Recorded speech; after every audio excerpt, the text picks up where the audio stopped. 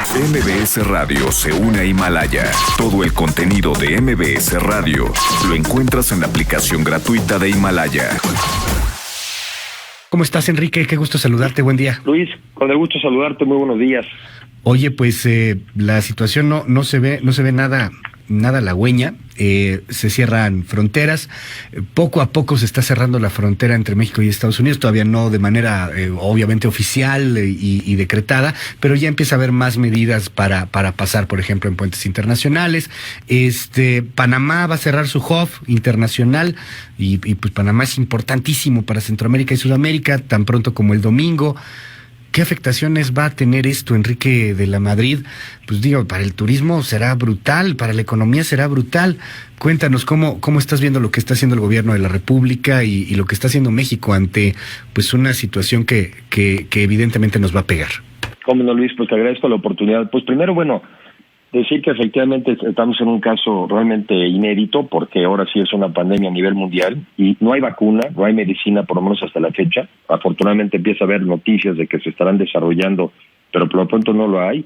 Y por eso hay que insistir que la única salida en el corto plazo es el distanciamiento social. Algo que hemos visto que en otros países se tuvo que acabar haciendo. Y aunque el 80% de la gente que se va a enfermar o van a tener síntomas muy leves o van a ser asintomáticos, o sea, no lo van ni siquiera a sentir.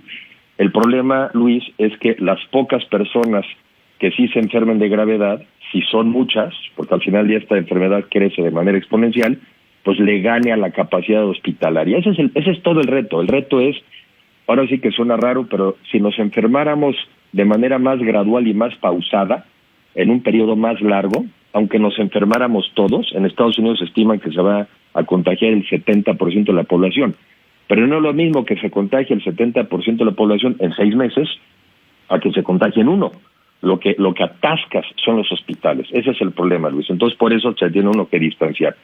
Ahora, el distanciamiento social, que es la medida desde el punto de vista de salud adecuada, pues obviamente tiene un impacto muy negativo en la economía. Para sanar a las personas tienes que enfermar a la economía. Y bien señalas que uno de los sectores que más rápido se siente afectado, pues imagínate, toda la industria de la aviación, que ya estás oyendo y viendo anuncios en donde las líneas aéreas han cerrado los vuelos nacionales e internacionales, le pegas muy duro al turismo, le pegas muy duro a la parte toda del transporte, pero toda la economía se va a afectar. Por ejemplo, toda la industria restaurantera, pues la gente empezará a salir a los restaurantes menos. Y estoy hablando de la economía formal, Luis. Pero en México el 57% de nuestra economía es informal. Entonces, primero, aquí es al revés. En lugar del distanciamiento social, necesitas un gobierno que actúe y que se acerque, y que actúe de manera coordinada y sobre todo, Luis, con medidas muy concretas que me gustaría plantear algunas de ellas, porque esto no se va nada más rezándole al Espíritu Santo. O sea, hay que actuar, hay que tener medidas muy concretas. Y pienso en algunas de ellas, si me permites reflexionar. Por favor, Enrique.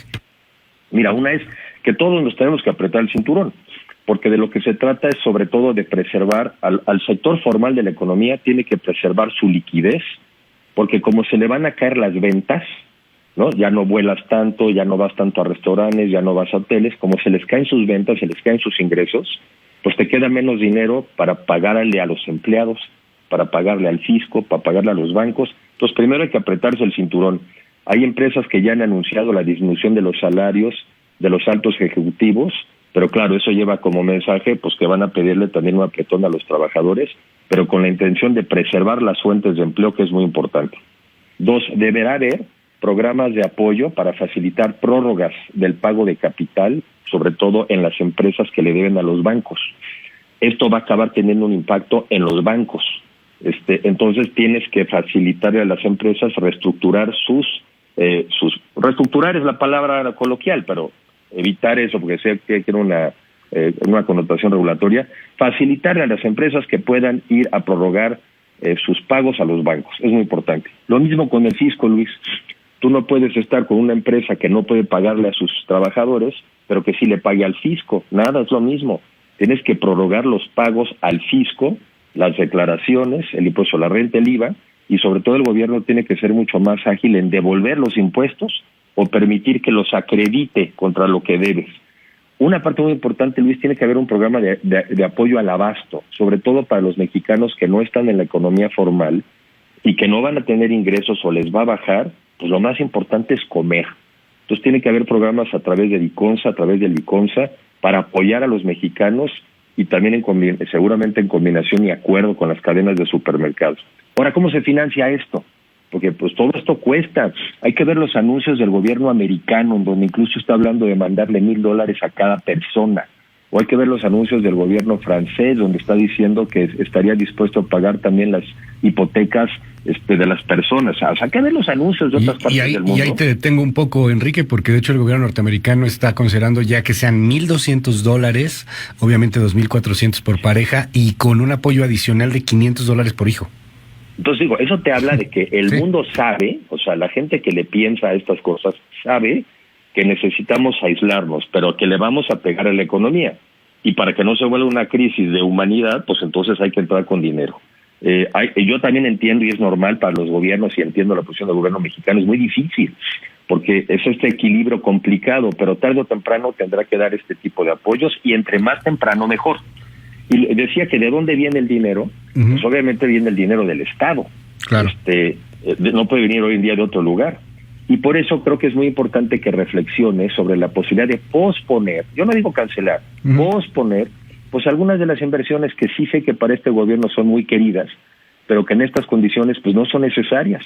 Lo más importante hoy en día es invertir en el bienestar y la salud de los mexicanos. Si no, mañana, ¿cómo justificarías, cómo explicarías que puedes seguir con estas inversiones en infraestructura en lugar de haberle metido dinero a los hospitales, a las pruebas de las que tú estás hablando, que claramente no hay suficientes, y al bienestar de los mexicanos? Entonces, aislarse sí para cuidar la salud, intervenir en la economía para poder apoyar a las empresas y sobre todo el empleo de los mexicanos. Hay 3 obras, yo creo que son las clave para este gobierno, las 3 cuestionadísimas, y hay una insistencia, quien ya llama a veces necedad, al asunto de llevarlas a cabo.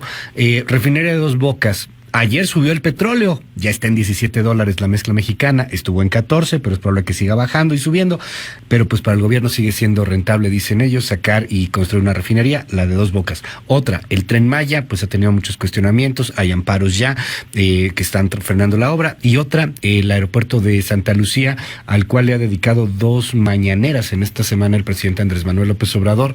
¿Cuáles crees que deberían de suspenderse? De esas 3, ¿cuál debería suspenderse? Pues mira, casi las tres voy a decir algo. Bueno, evidentemente, y lo entiendo, para el presidente son proyectos muy importantes, y todo gobierno tiene proyectos con los cuales quiere desarrollar un país. Y eso es legítimo, y eso, pues sabemos algunos que cuestionamos ciertas obras o lo que sea, pero al final del día sabemos que cada gobierno trae sus proyectos. Pero lo que sí cada gobierno tiene que hacer es que tiene que saber reaccionar en el cambio de circunstancias. Uno no escoge lo que te pasa, lo que sí escoges es qué haces con lo que te pasa. Y en este momento la prioridad es la vida y el bienestar de los mexicanos. Esa es la prioridad. ¿Y de dónde vas a sacar el dinero? Pues lo tienes que sacar de donde puedes. No puedes apretar mucho más el gasto corriente, porque ya has visto que cuando aprietas, pues desatendiste hospitales, los dejaste sin medicinas, ¿no? Justamente hoy en día tenemos un sistema hospitalario mucho más débil, que vamos a enfrentar una de las crisis más graves que hemos enfrentado. Entonces, sí, ni modo. Así como las empresas tienen que dejar de invertir en algunos proyectos de infraestructura, porque ahorita no es prioritario, porque lo prioritario es cuidar el empleo de sus empleados, pues el gobierno tiene que hacer lo mismo. Y si no lo hace, pues evidentemente los resultados, no solamente de apoyo a la economía, sino de percepción de la sociedad, pues serán muy negativos. O sea, ¿cómo justificar que en lugar de atenderme a mí y a mi familia y ayudar a salvar la vida de mis parientes, siguieron con proyectos que para ellos eran importantes? Será muy difícil de explicar. Enrique de la Madrid, te aprecio mucho que nos tomes la comunicación en esta mañana, y pues estamos al habla, si nos permites. Luis, muchas gracias, encantado, porque es un momento yo creo que muy crítico, pero sobre todo también hay soluciones, hay formas de enfrentarlo, y esas son en las que tenemos que trabajar los mexicanos. Gracias, Enrique, muy buenos días.